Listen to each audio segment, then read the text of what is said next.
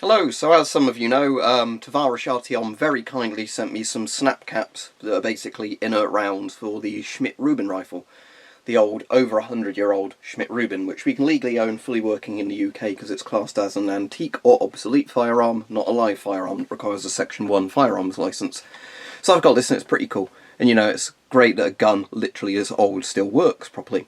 So anyway, he sent me some snap caps for it. Now, he sent me 6 originally, and I currently have 4. The reason being, the ejection mechanism on this is pretty strong, so I've still got 2 that are stuck behind the furniture somewhere. So what I wanted to do in this is just give a quick demonstration of how the action on the Rubin basically works. I mean, yeah, it's bolt action, but it's quite interesting watching all the bits work. So you've got your magazine there, and there's several positions for the magazine, and this is where it gets interesting, because this is where you sometimes get a failure for it to work. So if we pull this back, hopefully not strong enough to eject them, because I've already got some rounds in there. There we go. How it works is basically the rounds sit in there, and it's a double stack magazine.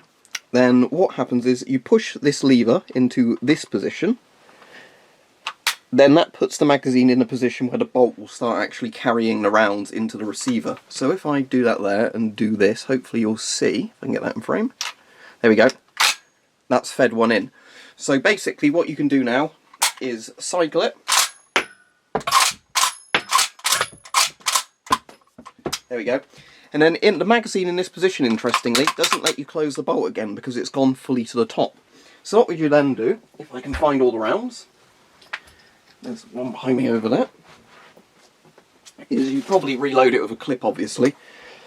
But if you just want to reload it manually, you get your rounds, and you just push them under the little catches for the rounds on the magazine.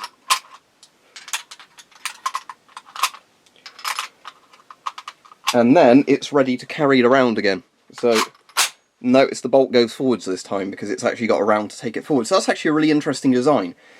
But then when you're not using the magazine, you basically have it in this position. And the reason why is, obviously it will eject that round over there. But now the bolt won't pick up a round with it. So while it's in this position, it's actually a really clever Swiss bit of design. The rounds won't pick up into the receiver. So yeah, well done Swiss engineering something like this. So basically you have a system that won't let you dry fire the gun because the bolt will stop moving and you realise you're out.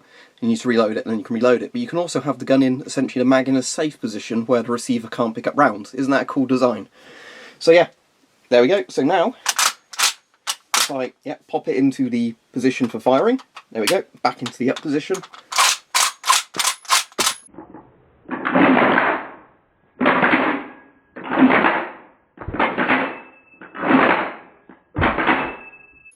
It cycles absolutely fine.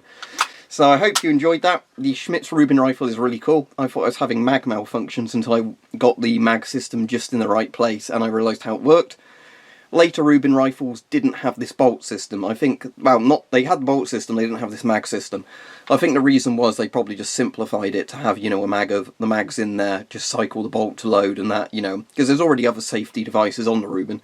But the mag safety design is something I haven't seen much before, and it's actually a really clever idea that, you know, when you want it to be safe, the mag is kept in a position where the receiver can't pick up a round from the mag. When you're in the shooting position, you know, the mag picks up the rounds, and then when you're out, it won't let you cycle the bolt. Isn't that a clever mag design?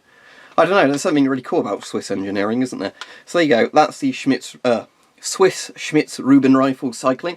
Legal antique to own in the UK, and thank you again to Tovarish Artyom for sending me the dummy rounds for it, you know, the snap caps, so I can safely cycle it and piss about with it, you know, without breaking any laws.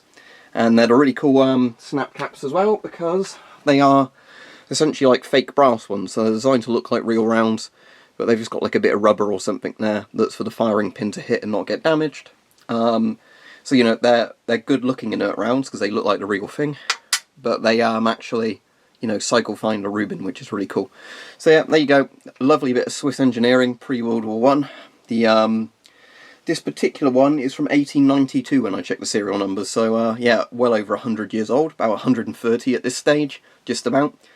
But yeah, the 1889, I think it was, Schmidt Rubin, you know, the Swiss designed something like this way before the 19th century, so a damn good bit of engineering.